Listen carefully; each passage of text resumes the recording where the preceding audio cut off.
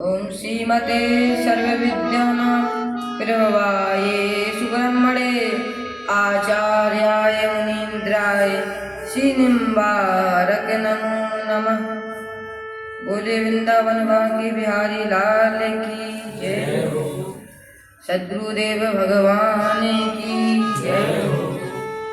परम प्रातपर अखिलेश्वर अकारण करना वर्णालय भक्त वांछा कल्पतरु श्री राधा रमण लाल जी की अहेत की कृपा एवं सद्गुरुदेव भगवान के अनुग्रह अनुकंपा से आज हम सभी को इस कलयुग के कलुषित वातावरण में भी भगवान की ऐसी देव दुर्लभ कथा सुधा रस पान करने का ऐसा सुंदर सुअवसर प्राप्त हो रहा है। यह निश्चित ही भगवान की हम सभी के ऊपर विशेष कृपा है, क्योंकि जीव के जब जन्म जन्मांतर कल्प कल्पांतर युग युगांतर के संचित पुण्योदय होते हैं, तब जाकर हमें ऐसा सुंदर सुअवसर प्राप्त होता है। तो यह निश्चित ही भगवान की हम सभी के ऊपर विशेष कृपा है। तो आइए आज हम सभी लोग मिलकर तृतीय दिवस की कथा में प्रवेश करते हैं।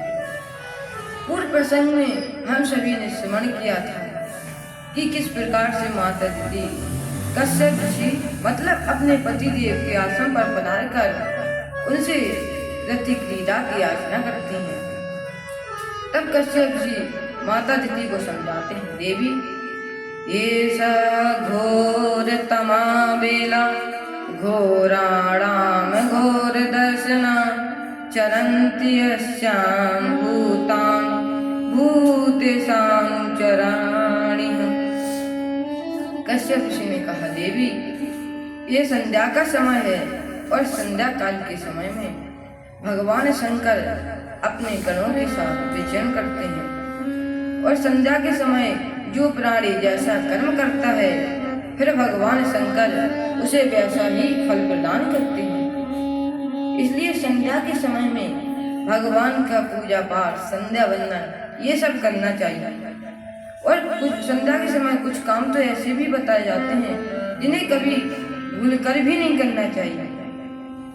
और हमारे शास्त्रों में ऐसे 4 काम बताए गए हैं जिन्हें संध्या के समय में कभी भी नहीं करना चाहिए। चत्वारिमानि कर्माणि संध्यायां परिवर्जयेत् आहारं मैथुनं निद्रा स्वाध्याय च चतुर्थिकम्। मतलब संध्या के समय रोगी व्यक्ति और बालकों को छोड़कर अन्य किसी व्यक्ति को भोजन नहीं करना चाहिए।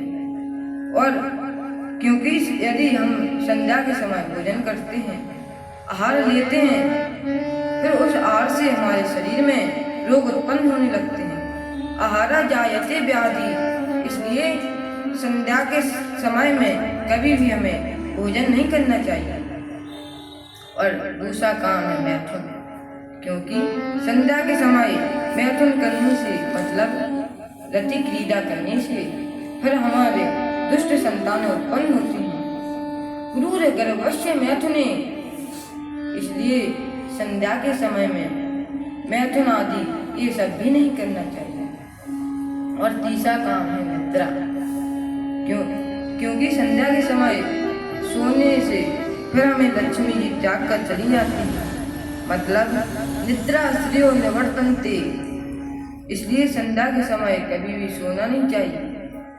और चौथा काम है स्वाध्याय। स्वाध्याय का मतलब पठन पाठन पढ़ाई लिखाई ये सब भी हमें संध्या के समय नहीं करनी चाहिए, क्योंकि स्वाध्याय करने से फिर हमारी बुद्धि में विकार उत्पन्न होने लगते हैं।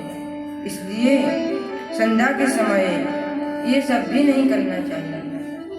तो इस प्रकार से कश्यप ऋषि ने माता दीदी को खूब समझाया, पर माता दीदी के ऊपर काम का इतना प्रबल प्रकोप चढ़ा हुआ था कि माता दीदी की कुछ समझ में नहीं आया।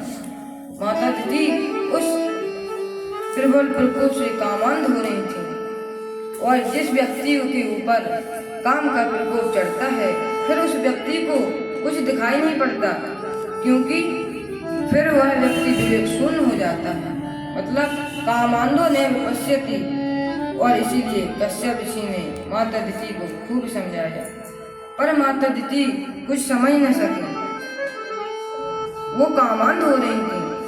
कश्यप ऋषि समझ गए कि माता अदिति को समझाना बड़ा ही कठिन है, क्योंकि जब आती अच्छे दिन तो अच्छी बात सुहाती, नहीं तो समझाने पर भी नहीं समझ में आती।